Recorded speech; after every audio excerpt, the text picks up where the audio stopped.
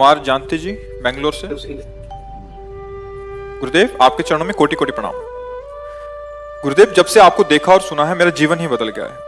आपकी वजह से मैंने मदिरा, मांस, पर स्त्री सब कुछ छोड़ दिया है और मैं राधा नाम जप करने लगा हूँ। महाराज जी, धन्यवाद है, आगे बोलना बात। धन्यवाद है, आपकी बड़ी कृपा है जो आपने हमारी बात मानी और अच्छे आचरणों पर चले। इसमें मनुष्य जीवन की जो सार्थकता है, जो दिव्यता है, वो यही है कि हम इस देह में जो आए हुए हैं ऐसा कार्य करके जाएं जिससे किसी का अहित न हो, अमंगल न हो। जिसकी कृपा से देह मिला है उस प्रभु को हम प्राप्त हों। अगर उनको नहीं प्राप्त हुए तो इतना तो बनी जाए कि जितना हम चढ़ गए हैं मनुष्य योनि में, अब नीचे की योनियों में न जाए, गंदी योनियों में न जाए। राधे। तो जैसे जो मदिरा पीना है, मांस खाना है, ये शास्त्र निषेध वस्तु है।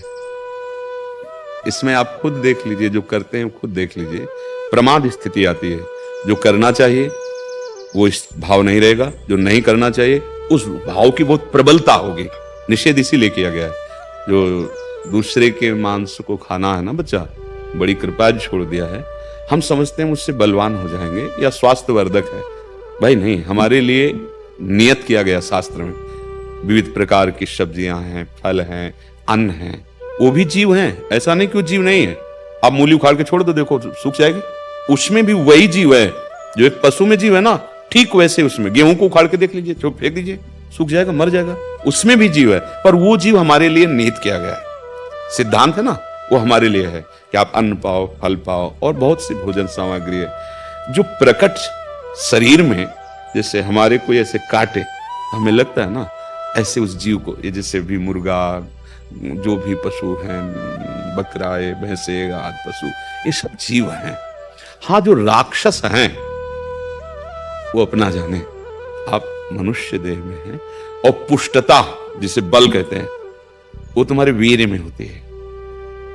जिसको तुम खिलवाड़ समझते हो वो खिलवाड़ नहीं, तुम्हारी जीवनी शक्ति है। यदि संयम से, ब्रह्मचर्य से रहो तो ना उतनी घी में ताकत है, ना दूध में ताकत है, न किसी भी पदार्थ में ताकत जो तुम्हारे ब्रह्मचर्य में ताकत है। हमारे अंदर जो भावता है कि बल बलिष्ठता के लिए तुम्हें लग सकता है, लेकिन तुम बलवान नहीं हो सकते। बलवान उसे कहते जो काम पर विजय प्राप्त करे, क्रोध पर विजय प्राप्त करे, अंदर के शत्रुओं को पराजित करे।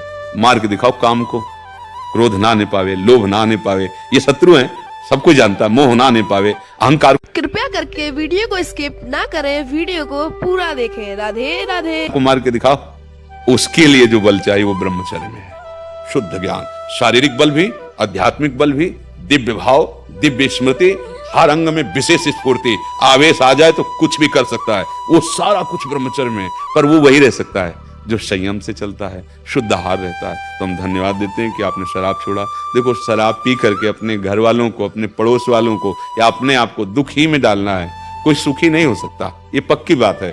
आप सब जानते हैं कि शराब पीने से अंदर के जो कोमल अंग हैं उनको नुकसान पहुंचता है। हाँ, कुछ ऐसा है, जैसे वो फौज में है, बहुत ही बर्फीली जगह पे उनको, तो उस समय वो राजकीय विभाग के अंतर्गत सेवा में प्राण समर्पित किए हुए हैं।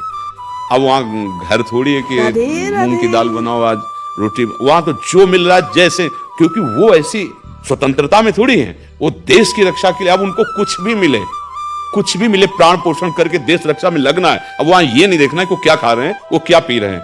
उस समय उनके जीवन, जहां हम 5 मिनट खड़े नहीं हो सकते, वहां उनकी ड्यूटी लगी। अब वहां प्रश्न नहीं उठ सकता। अब आपकी बस चले तो ना खाओ, लेकिन हम नहीं कहेंगे, क्योंकि हमें पता है कि वो आपकी रसोई नहीं है। सरकार, आप खड़े हो जहां पता नहीं कहां ड्यूटी है, वहीं आपको टिफिन पहुंचा दिया गया। अब क्या है, जो है प्राणों में पोषण करो और आप वीरता पूर्वक अपने देश की रक्षा करो। जो नाम मिला है, नाम जप करो, हो जाएगा, सब काम हो जाएगा। क्योंकि आपकी स्थिति वहां स्वतंत्रता की नहीं है। जो मिलेगा वही तो खाएंगे, जैसे जहां तैनात कर दिया गया वही रहना है। पर अपने को ऐसा नहीं है, अपने घर भी जा सकते हैं, अपनी व्यवस्था है। हम उनको संत से कम नहीं मानते। किसी भी स्थिति में कुछ भी खाते पीते हो, हमारे देश की रक्षा में खड़े, हम उन्हें संत मानते हैं। कई महीने अपने परिवार से नहीं मिल पाते, और हो सकता है जिंदगी में ना मिल पाए। ऐसा भी तो होता है। नहीं, देखो अभी सुना नहीं, बड़े बड़े चूक हो गई तो बड़े बड़े अधिकारी अपने, जो अब घर वाले तो सोच रहे हैं कि पापा आएंगे छुट्टी में। अब उनके बलिदान को अपने लोग क्या समझ रहे हैं, लेकिन उनसे पूछो, उनके घर वालों से, प्रणाम करते हैं, वो संत से कम नहीं है, उनकी बात अलग है। पर अपने लोगों को हाँ ये धन्यवाद है कि आप अच्छे मार्ग के पथिक बन रहे हैं। नाम जप करें, भगवान कृपा करें और आगे प्रकाश हो। महाराज जी, मेरे मन में वैरागी भावना आती है पर दृढ़ निश्चय नहीं कर पाता, मन भटकता रहता है। वो भी हो जाएगा। वैराग्य का मतलब कपड़ा बदलना नहीं है, वैराग्य का मतलब भागकर बाबा जी बनना नहीं है।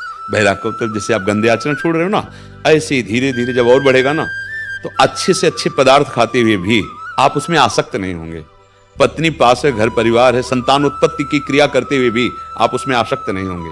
ये कला आ जाएगी अंदर से, घर में रहते हुए महात्मा हो जाओगे।